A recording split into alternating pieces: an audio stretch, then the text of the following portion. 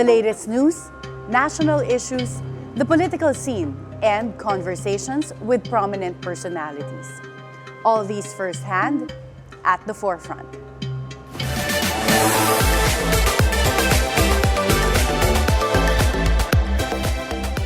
Good morning. I am Attorney Karen Jimeno. Former Senator Ping Lacson has come out of his 2-year retirement from politics. Apart from being influenced by his 2022 running mate, former Senate President Tito Sotto, Senator Ping wants to work on his unfinished business in the Senate. Prior to retirement, Senator Ping served the government for 49 years and hopes for another chance in the 2025 elections. At the forefront welcomes former Senator Ping Lacson. Good morning, Senator Ping. Good morning, Attorney Karen, and I'm glad to be here. Thank you for having me. And we'll start with something light. We'll be showing you photos in our LED screen and give us in a few words what first comes to your mind. All right. This could be hard. Disciplined, full of integrity. And these are your parents, Maxima and Buenaventura. Yeah. And your father was a jeepney driver, yeah. and your mother was a Market vendor. Yeah. And you have a total of 8 siblings. You're all 9 children. No, 8. 8. All in all. Yeah, Okay. So mali pala yun. yeah, actually 9, but one died very early. So 8 okay. yung surviving noon, but then, you know. And how did your parents manage to send 8 children to school? Well, hard work, at saka discipline, a lot of discipline. Talagang they really worked hard, In between work, they would pray that we would all finish our college education. And I'm one of the luckiest of the siblings because I entered PMA. And that reshaped, because I really wanted to be a lawyer like you, but for another reason, I wanted to be an NBI agent. And no regrets, because when I entered PMA, I graduated, and soon or later, I became the chief of the Philippine National Police, parang equivalent ng NBI director. So hindi lang NBI agent, medyo na-surpass ko yung ambition ko. So, sino po ang nagmana sa parents mo among all of the 8 siblings? Ako naman, sa mother ko yung discipline. Talagang very strict disciplinarian. Alam mo nung araw, di ba? Spare the rod and spoil the child. Authorized pa yung palo. Authorized pa yung parusa. Physical punishment, actually. And I think, for good reason, maganda yung pagpapalaki sa mga anak kung ganong klaseng disiplina. And let's look at the next picture. This is... Beautiful, always pretty. This is your lovely wife, and you've been married for 51 years. Correct. How did you spend your golden anniversary? Wala, postponed. Maybe next year. Because of work or... Yeah, because of work. And is that something to do with also running for the 2025 elections? Sort of, yeah. Okay, so may utang po kayo may na utang. celebration. 2 taon na yung utang. Yeah. And based on the research, your wife in a past interview said that the reason why she fell in love with you, among other things, is that you're a good dancer. No, that's not true. That's not true. That's not true? Yun ang kanyang press release, pero hindi totoo yun. Or ayaw nyo lang pakita. Never pa kayo sumayaw Never in ako any sumayaw. campaign? Never akong kumanta, never ako sumayaw. Kasi ang feeling ko, yung campaign is a very serious matter. You should tell the issues that you want to get involved in, at saka yung mga platform mo, instead of dancing. With no offense to those who dance very well and sing very well during campaign rallies. So we will never see that talent. You will never see. Sayang, no? Okay. But when you were young, did you dance before? Mga convocations sa high school, nung elementary. Kasi parati ako napipili. Yung West Side Story nung araw, ganyan. So more like musicals? Yung mga choreographed na mga dance moves, actually. Okay. Ako, Senator Ping, I can't imagine you that. Kahit sa Even PMA. Sa PMA, yung 100 night show namin, kasi that's 100 days before graduation. Meron kami tinatawag na 100 night show. wala pa kaming female cadets noon. So ako yung malimit na pipili magdamit babae. No, kaya naka-patadyong, naka-kimono, whatever. So lagi ang role ko doon, kunwari ako yung with complete makeup and wig and everything. And ako nagugulat mismo when I look at the pictures. Even now, talagang mukhang babae. Okay. Yeah. Sayang, Along with Senator Gringo Honasan, by the way. Senator Gringo also always would would portray, have the wig and sayang naman. Sana mahanap namin yung mga pictures na yun. Meron anyway. But Miss Alice also already knew you by then. Baka kaya niya po. No, hindi pa? no. Okay. Graduate na ako noon. So hindi niya talaga na panood yung mga time na yun? Hindi. Mga pictures na lang. Okay. Next picture. Okay. Isang makulit, isang mabait. Never mind. In that order. Not So all of necessarily. your 4 children, lahat boys. Yeah, all boys. And who is your favorite? If I'm Wala. Meron, pero sa akin na lang yun. Not on national TV. Okay. And but sino pinakamabait dito po sa 4? Actually, lahat naman sila may kabaitan at may kapilyuhan din. Okay. And sinong pinakamakulit? Yung bunso, yung si Jeric. Si Jeric. Okay. Bakit makulit po? Makulit yun. Tsaka persistent. Makulit meaning persistent. Pag may gusto, talagang paulit-ulit. Maski inis ka na, paulit-ulit hanggang sa bumigay ka na rin. So napapabigay po kayo? Paminsan-minsan, minsan man hindi. Yeah. Okay. Very effective. Baka wala pong magpa-politics sa kanila. Wala. Yung isa, si Jay, ran for Vice Governor in Cavite. And I remember, this was in 2013 when I got out of the Senate, having finished my second term. Sabi ko noon, pag nanalo siya, hindi na ako babalik. Kasi yung stand ko sa political dynasty, ganun kalakas. Wow, that's very admirable. And he lost. He lost to Jolo Revilla. So, yun. I went back noong 2016 for my third term. And as long as you're there, it looks like they will also observe your views on political dynasty. Correct. Ayaw nilang politics. Wala nang may gusto sa kanila, actually. Among all of them, who do you Yung think... si Jay kasi, napakiusapan lang ni Governor Maliksi, the late Governor Maliksi. Kasi noong una, nagpaalam siya, when I was about to get out of the Senate, nagpaalam sa amin niya, Dad, gusto ko tumakbong congressman. Kasi sabi ko, anong gagawin mo sa Congress? In the first place, saan ka kukuha ng campaign funds? Kasi ako, for one, ang dami ko natulungan nung PNP ako, nung nasa serbisyo.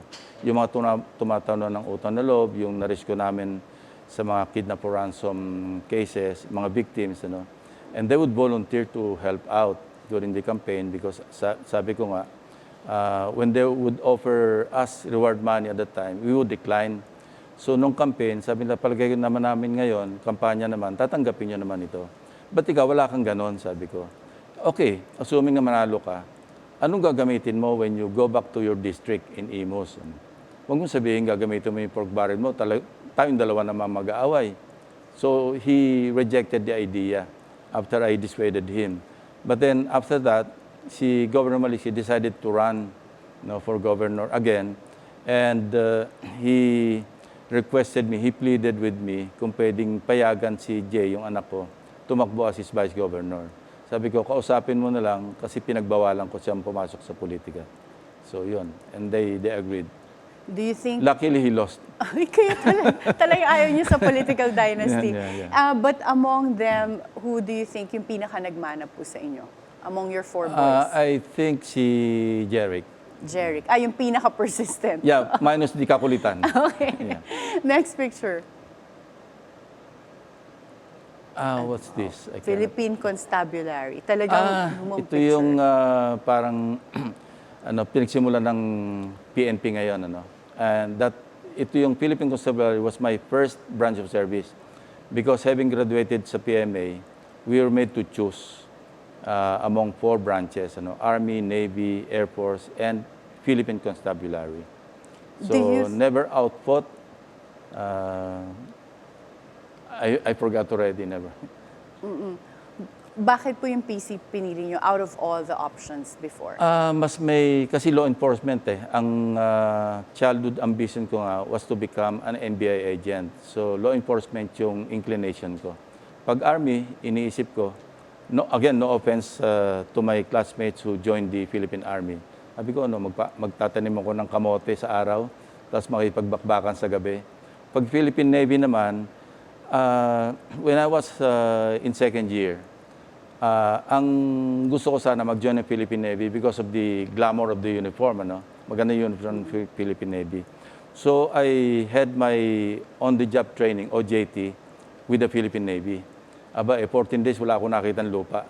Pagbalik namin sa PMA, sabi ko, ayoko na. Philippine Air Force, in my first year, I wanted to be a pilot. Pero medyo defective na yung eyesight ko noon, so I abandoned the idea. Kasi the reason why you would want to join the Philippine Air Force is to become a pilot. Eh kung ground officer ka, mukhang hindi appropriate for me. And what was your major accomplishment in the Philippine Constabulary? Philippine Constabulary, I think, ang major accomplishment, I became a lieutenant colonel at age 31 or 32. Very young. I was the first to become a lieutenant colonel in our class. It was a spot promotion because of yung light fire movement, yung series of bombings noong panahon ni President Marcos. And we were able to solve that by arresting the suspects and filing cases against them. Wow, at age 30, 31. Yeah. Kasi talagang very young, nagulat nga kasi I was, at that time, martial law, merong military commission. Before December, I was appearing in a case that we filed against some, yung mga subversion cases ng araw. And when I returned in, I think, January or February the following year, because I was then a captain, when I returned for the next hearing, January or February, Lieutenant Colonel ako, sabi yung chairman, yung president ng military commission, what happened to you? You were a captain a month ago, less than a month ago. Why are you a lieutenant colonel? So I had to explain na I got my regular promotion for major, and then eventually, yung spot promotion dumating. So I never experienced wearing my insignia, yung major insignia. Diretso akong from captain to lieutenant colonel. So very, parang accelerated in promotion. Very impressive. Next picture. Toyota basketball team. Ito Is this your favorite team? Yeah, my favorite team. Again, no offense meant to Crispa, kasi Toyota Crispa nung araw. Excuse me. And was Jaworski a player during this time? Yeah, was my favorite player, actually. He was your favorite player, and did you have an opportunity to work with him in Senate? So 2001. how was the dynamic in Senate to see your favorite basketball player? I was starstruck.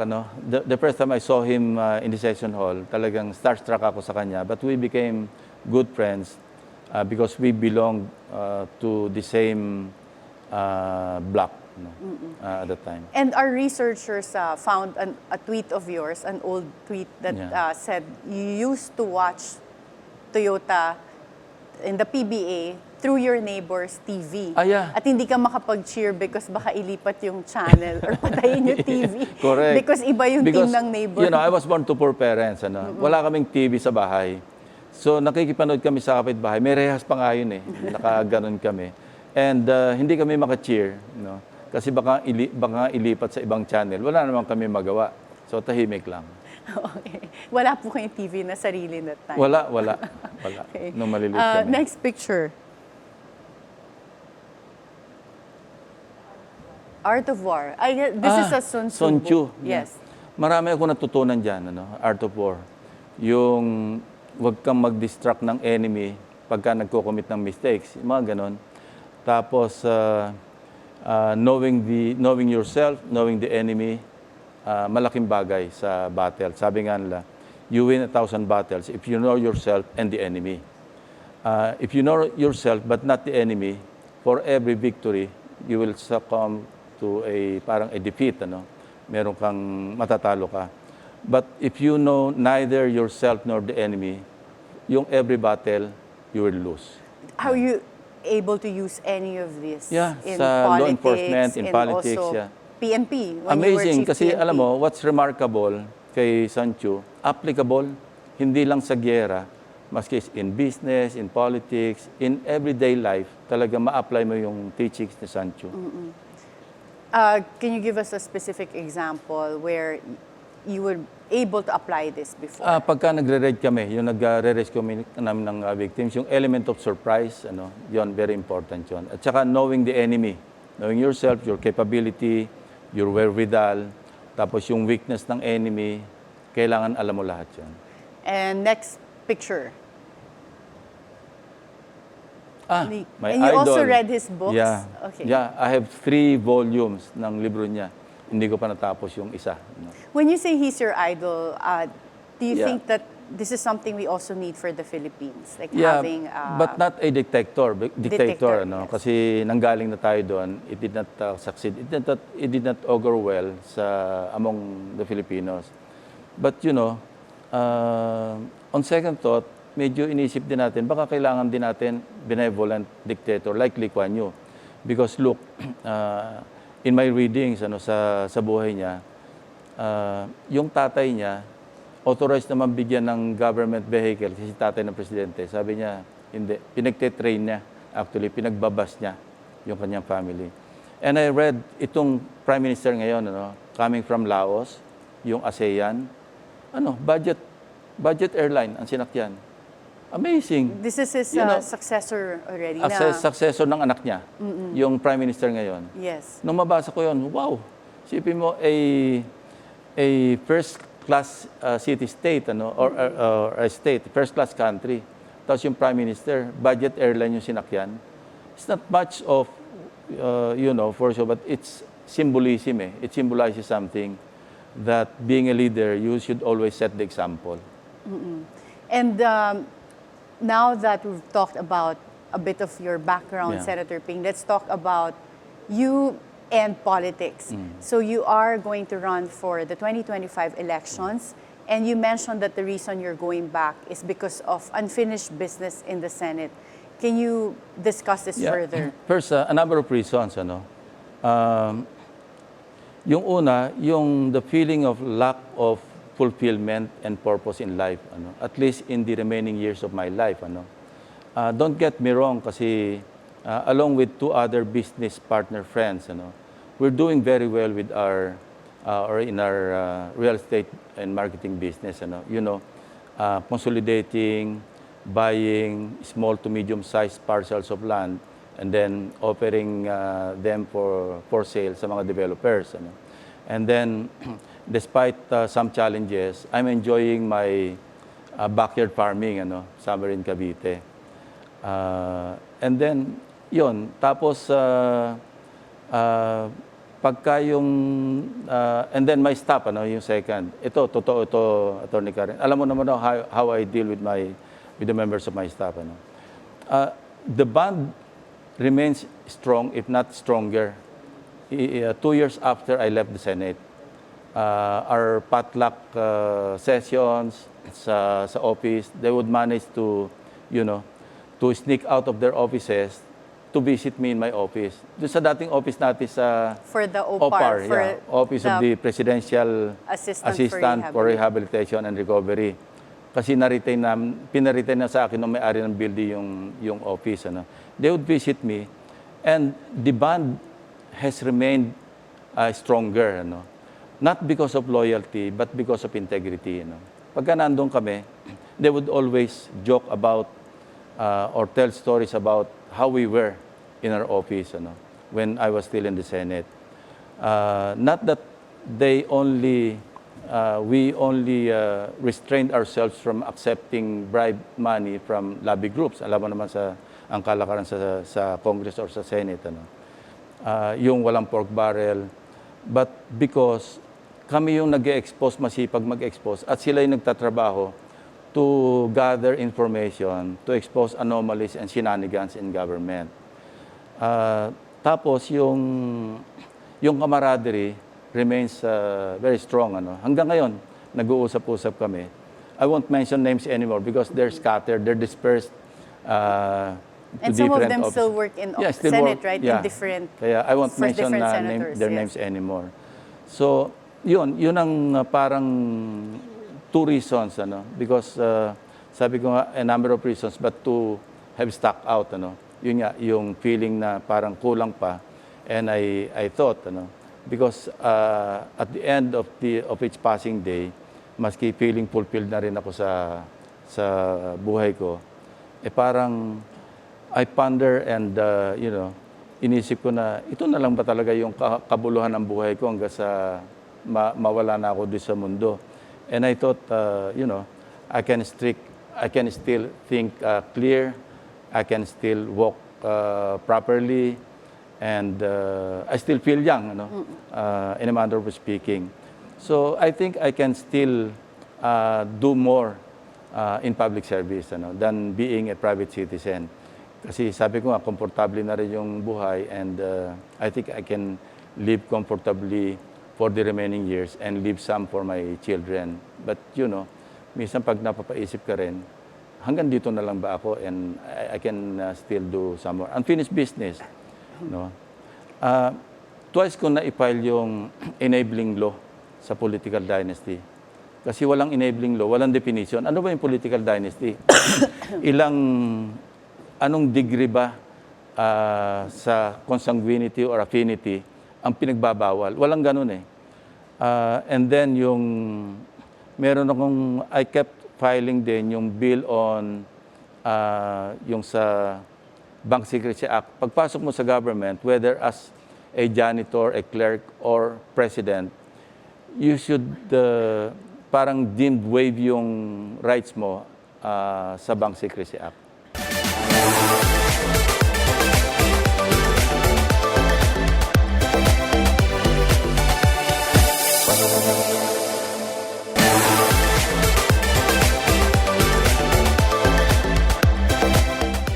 Welcome back at the forefront.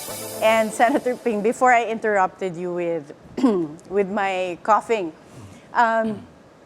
you raised an issue about the growing political dynasties. And we see that now happening also in the Senate. What would you do when you go back, if you are able to go back to Senate? What would you do to address this issue? Well, first, there's no enabling law. The Constitution proscribes political dynasty. But the Constitution also says or provides na kailangan mayroong enabling law. That's the reason why I filed a bill to define political dynasty. Unfortunately, hindi naman ito umaabot o lumalabas sa committee. Minsan hindi pa nga nagkakaroon ng committee hearing. So I think that's one of the yung unfinished business sa pag-uusapan natin kanina. But then, in the absence of an enabling law, let democracy reign. If the people or the voters would elect brothers or siblings, mother and son, father and son, or any related persons by consanguinity or affinity, then so be it, because there's no law prohibiting it. Mm-hmm. And with the other issues right now, you recently disclosed that a Filipino-Chinese trader friend of yours said that the dismissed Bamban Mayor Alice Guo is willing to pay 1 billion pesos to get out of her current situation. How reliable is this source? Well, at face value, we took it at face value. Hindi naman mag-isa ko when he told the story or narrated the story about Alice Guo. He had this encounter through the intercession of a common friend of theirs. And true enough, when they met, it was mentioned to him. That's according to him. And to prove his statement or his story, he showed us photos of him with Alice Guo. Sabi niya, very private meeting. And at some point, na-bring up nga yung issue ng tulungan siya sa mga legal problems. And she was willing to cough up hanggang 1 billion pesos. But he did not relay, according to him, hindi naman bibili ng Malacanang yung ganong. Ang kilala naman niya, hindi directly yung first couple. Meron siya within the circle, according to him, but he did not identify anymore. But from what you know, there's no one in government that's willing to accept any payments I really to help don't her. know. I really don't. But no one's looking into this further. I think the investigation also focuses on the involvement of a former chief PNP and other officials of government. When that was announced before that an or a PNP Yeah. chief helped Alice Guo leave the Philippines, were you worried that madadamay pa kayo because you were also an ex-PNP chief? No, because I know myself. And hindi ko naman kilala si Alice Go. I have never met her. No, at least as far as I can recall, because during the campaign, who knows, baka mamaya kasama siya when Tito Sen and I visited Tarlac, si Governor Yap. Baka nandun siya. I don't know that. Do you have any idea who this PNP chief is that's being referred to by? I have an idea, but, without any evidence, mahirap na magsalita. That's understandable. And recently in the Quadcom hearings, Kerwin Espinosa also testified, and his testimony seems to have changed back from 2016 to currently in the Quadcom hearings. What is your take on that? When Kerwin Espinosa testified before our committee, which I chaired, because at the time I was chairman of the Committee on Public Order and Illegal Drugs, I already expressed skepticism, doon sa statement niya when he parang insinuated that Senator De Lima at the time was involved in drugs. Ito, matter of record, doon sa transcript ng committee hearing namin, sinabi ko na in the absence of any corroborative evidence doon sa statement ni Kerwin Espinosa, I would not believe his story in itself. And another issue that is now facing the Senate is the Senate building. Yeah. So the original budget was 8 billion. 8.9 billion. And how during my did this time. balloon to around 23 billion I really pesos? don't know. Now 33 billion. 33. As per latest announcement of the chairman of the Committee on Accounts, Alan Peter Cayetano, sabi niya abutin daw ng 33. And even former Senator Sotto, when we talked about it, was surprised. Because when newly installed Senate President Tito Sotto talked to us, he expressed apprehension and reservation about pursuing the Senate building at a cost na, I think at the time, 21 or 23 billion. Sabi niya, I cannot in my conscience allow 23 billion to be spent in a new Senate building. That's why we were surprised to find out na ngayon 33 billion na pala. So sabi namin, it started actually with 4.5 billion when it was designed by ACOM. Ito kasi yung nanalo sa design competition. And then understandably, siyempre may mga variation orders which Attorney Louis Martinez, because he was my point man do sa Senate building, talagang very strict do sa mga variation, upon my instruction. And I remember reminding the people from DPWH and even the winning bidder, Hill Marks, si Efren Canlas. In one meeting, in one conference, I even warned them. Sabi ko sa kanila, itong Senate building, kung pwede, patawarin nyo ito. Walang kalokohan dito because we want to finish this na walang kalokohan. I remember it very, very vividly. And nung nagkakaroon ng variation orders, lagi kami nagtatalo dyan. But sometimes, it could not be avoided na kailangan mayroong adjustments. So now that it has ballooned to 33 billion pesos, mukhang hindi, as far as I'm concerned, being the original chairman of the Committee on Accounts, when that was conceived, parang sa akin unacceptable yata yung ganong kalaking halaga. So if you were to go back to Senate, how do you plan to address this? Well, I'm no longer, if and when I go back to the Senate, hindi naman ako yung chairman ng Committee on Accounts. So pagka merong caucuses to discuss the Senate building, we will really, find out what happened over the years, over time, bakit nagbalon na tayo ng 33 billion. And we owe it to the Filipino people, to the taxpayers. But if it really goes to that high of a budget, what will you do? Will you still finish it and move to Senate? Well, there's no other choice because it's there already. And, the Senate has been, kaya nga, bagong Senado sa bagong siglo. Kasi for 100 years, yung Senate laging squatter. Right now, we're renting the building from the GSIS.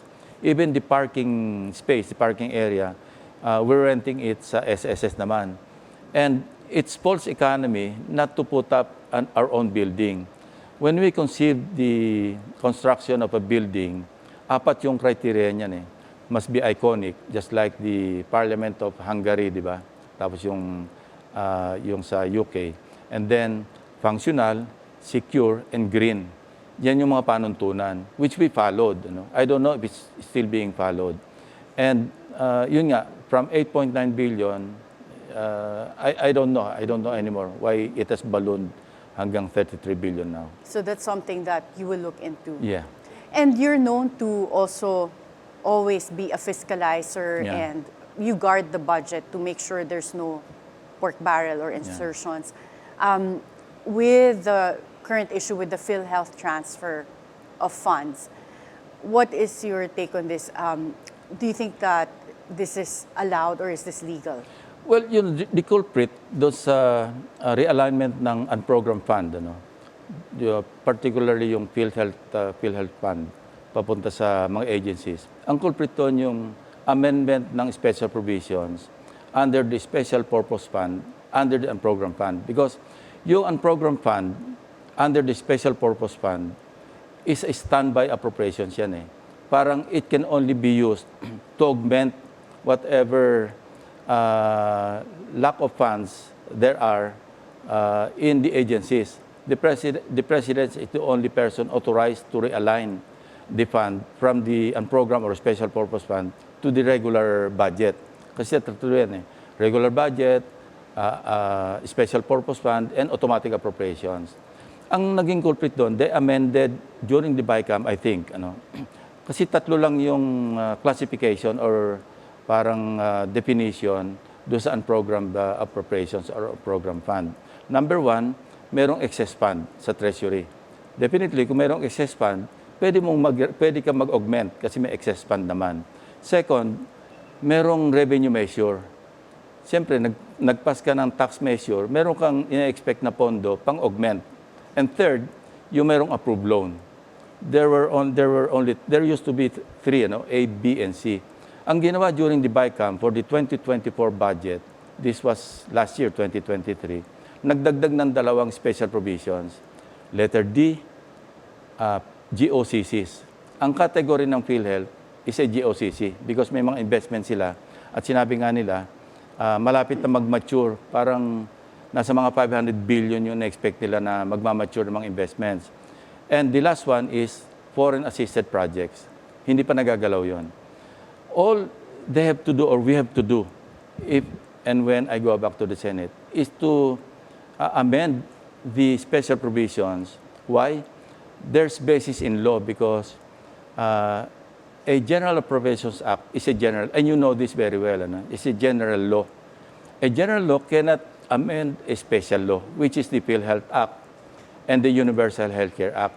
Ang sinasabi sa PhilHealth Act, pag may excess fund sila, dapat gamitin ito to increase the benefits of the members at saka to reduce the premiums. Anong nangyari? Di ba nag-increase pa tayo ng premium last January? Yes. Parang naging 5% na tayo. So kung may excess fund, ibaba mo yung premium. Yes. Tapos increase mo yung benefits, hindi na yung case rate. Para bang increase mo yung halimbawa, dialysis ng pasyente, member ng PhilHealth, babaan mo yung subsidy ng government. And I think that's the question of a lot of people that kung may excess pala yung PhilHealth, then why can't we experience the benefits of it in lower premiums or Correct. In more benefits like higher deductions pagka merong health And claim? that's what the law says. So pagka may excess, gamitin mo sa ganong benefits at saka sa premiums. Do you think there's basis to question the transfer of the PhilHealth funds to... Personally, yes. I think there's enough basis to question the transfer.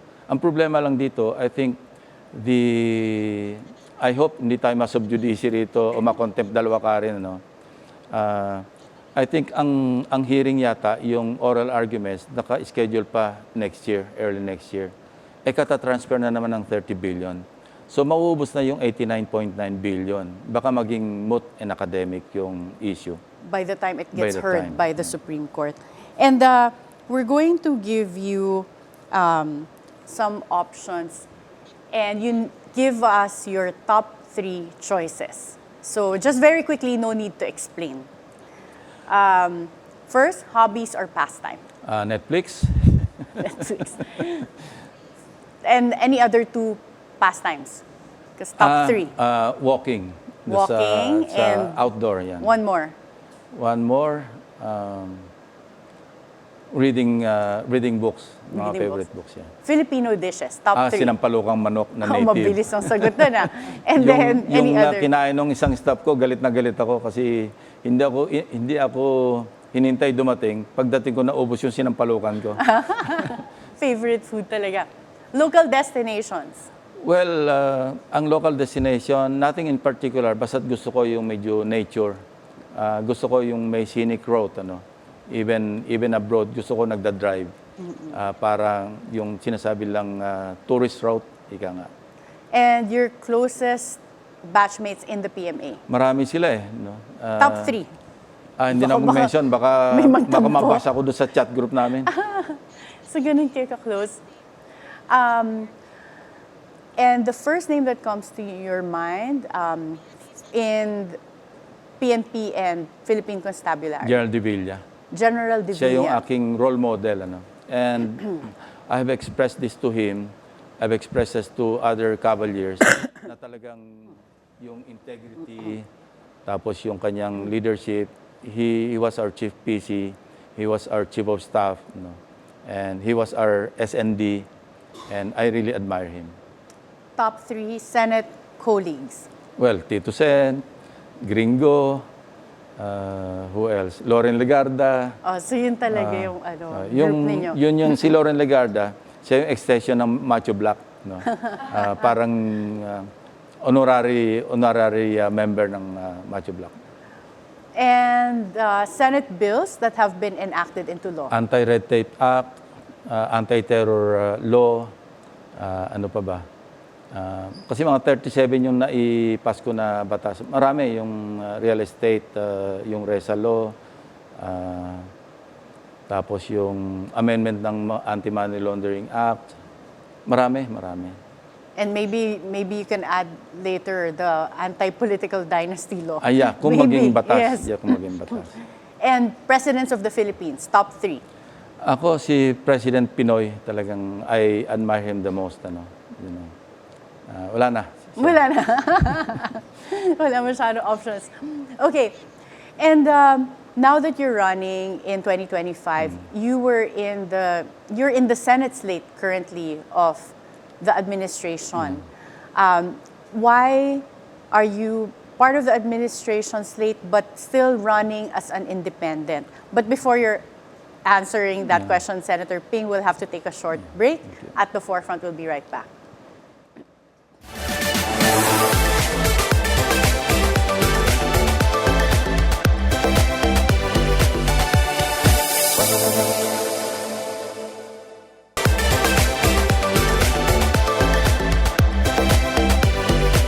Welcome back at the forefront. Senator Ping, you are part of the administration's Senate slate. But why did you decide to still run as an independent? Because I have no political party. I am an independent candidate. That's what it only means, simply means. I am part of the administration slate because as early as June last year, my recollection, June or October, we were invited by the President through a common friend who's very close to him, an avid supporter of his, to, if ever we decide to run, kami dalawa ni Tito Sen, over lunch. Sabi niya, galing ako sa dinner with the President and pakiusap niya kung sakaling tatakbo kayong dalawa, kung pwedeng sa administrate na lang. And sabi ko sa kanya, I was reluctant. Sabi ko, ako, I'm not sure. Si Tito is very sure about running. Ako, I haven't made up my mind. So, the question is, why am I running under the administration slate? Ang sagot ko is, why not? When you're invited by the administration, an alliance of 5 major political parties, masyadong arrogante ka naman to decline. Ano? Even a major political party, if you are invited to join as a guest candidate, no, who am I to deny? Ano? Kasi pagkampanya at nasa administration slate ka, more or less, medyo may advantage. That's the pragmatic side of the decision. But the biggest person that influenced me sa decision ko to run is really Tito Sotto, no? Tito Sen. Kasi sabi niya, I'm opening one slot for you na talagang naka-reserve sa yung slot ng NPC because siya yung chairman ng Nationalist People's Coalition. And in terms of your position and issues, you will maintain your position even if it goes against the administration. Yeah. So, The fact that the President invited me, to join the administration slate and knowing fully well that I will not stop fiscalizing, yung mga wrongdoing sa government, I think it tells me a lot, dahil nabanggit niya nga during the introduction when he announced the 12 senatorial slate members ng senatorial candidates ng administration. We have a shared message, yung SONA message niya, yun naman yung personal credo ko. Yung what is right must be kept right, what is wrong must be set right. Okay. And on that note, Senator Ping, because we only have a few minutes left, we want to pick your brain and get your thoughts on how you would solve certain issues that have been hounding the Philippines. So number one, in a few words, how would you address traffic? Well, dispersal, We're so concentrated in Metro Manila, in the urban areas. Meron akong advocacy dyan, yung budget reform advocacy. We're in, kasi ang laki ng unused appropriations natin, year in, year out. At the time, about na mga 400 billion a year. So why not distribute this to the local government units? So mag-function talaga yung mga local development councils, from barangay, municipality, cities, provincial, hanggang sa regional. So kulang ng budget yung mga local governments, kaya ang mga tao nagmamigrate sa Metro Manila. And transportation woes. Well, yung public transport system natin talagang leaves much to be desired, and we have to improve our public transport system. Isa pa yung cost ng traffic natin. Importation of basic commodities. Well, we should be self-sufficient, especially na ang dami nating, we used to be known as an agricultural country, di ba? And Thailand, Vietnam, they all learned from us do sa UP Los Baños. And now we're importing rice from them. Parang napakalungkot naman. And minimum wage. Well, ang minimum wage is a balance between, yung cause and effect, yung sa kasi kung pahirapan mo yung employers, magsasuffer din naman yung workers kasi magtatanggal sila ng mga employees. So, kaya nga may mga regional wage boards tayo, sila yung mas nakakaalam pa paano pag-aralan. And Senator Ping, you're one of the few politicians that has remained consistent in advocating against pork barrel. Yeah. What is your stand on this? How can we remove pork barrel? Dapat ba tanggalin na lang yung infrastructure sa centralized? What's wrong with pork barrel? Declared na ang constitutional na ito ng Supreme Court after yung Napoles issue, hindi ba? But then, sabi nga nila, there are 1,000 ways to skin a cat. So somehow, legislators have found a way to circumvent the Supreme Court ruling. But ako, I pledge to continue not availing of the pork barrel in any shape, in whatever shape or form. Kasi napunta na. Ang mali kasi, Karen, ang implementation should be left to the executive branch. Kami talagang dapat lang oversight at saka mag-legislate. And now we'll be giving you, this is more, we end on a light note. Yeah. We'll give you two choices and then just pick one without any explanation. So, pistol or rifle? Pistol. Dancing or singing? None of the above. Twitter, X, or Facebook? Twitter. Mainstream or social media? Mainstream. Netflix or YouTube? Netflix. Boxing or baseball? Boxing. Cebu or Cavite? Cavite. PMA or PNPA? PMA.